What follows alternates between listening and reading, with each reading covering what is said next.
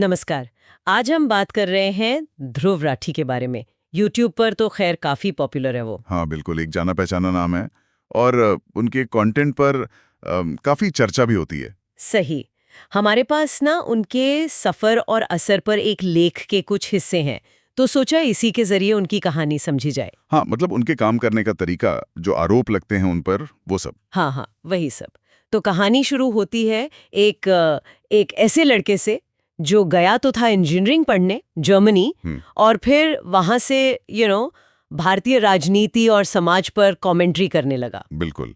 और जानकारी यही कहती है कि वो हरियाणा के रोहतक से हैं। अच्छा। जर्मनी गए, पहले मैकेनिकल इंजीनियरिंग की, फिर मास्टर्स भी किया एनवायरमेंटल इंजीनियरिंग और रिन्यूएबल एनर्जी में। तो ये मतलब इंजीनियरिंग से सीधा सोशल कमेंट्री, ये ट्रांजिशन कैसे हुआ?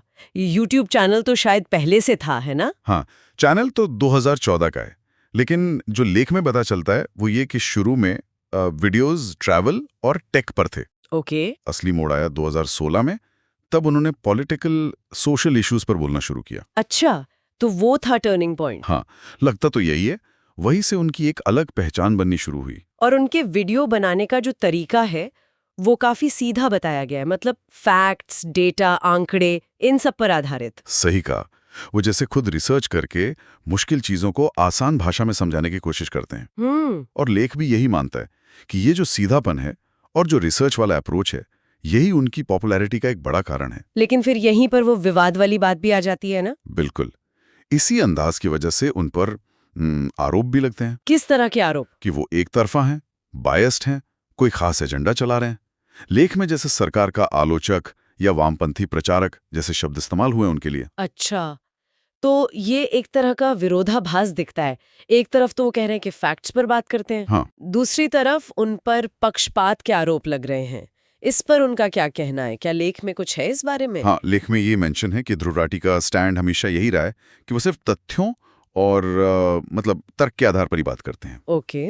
जाहिर है ये बहस तो चलती ही रही है, आलोचनाएं भी हुई, विवाद भी हुए, पर वो अपना कंटेंट बनाते रहे। और इन सब चीजों के बावजूद एक बात तो माननी पड़ेगी, जो लेख में भी हाईलाइट होती है, वो है यूट्यूब पर उनका असर। हाँ, वो तो है। मतलब जिस स्पेस में ज्यादातर एंटरटेनमेंट चलता था, वहां उन्होंने थोड़े गंभीर सोचने वाले कंटेंट को जगह दिलाई।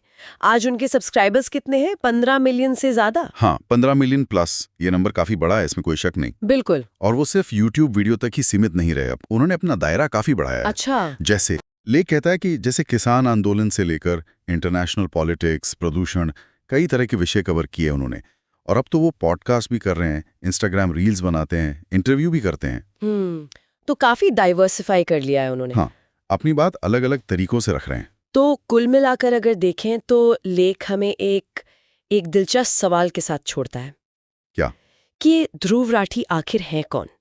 क्या वो सिर्फ एक जागरूक नागरिक है जो जानकारी फैला रहे हैं, या फिर वो एक एक्टिविस्ट हैं जिनका अपना कोई एजेंडा है? ये सवाल उनके काम को देखने के दो अलग-अलग नजरिए दिखाता है। सही।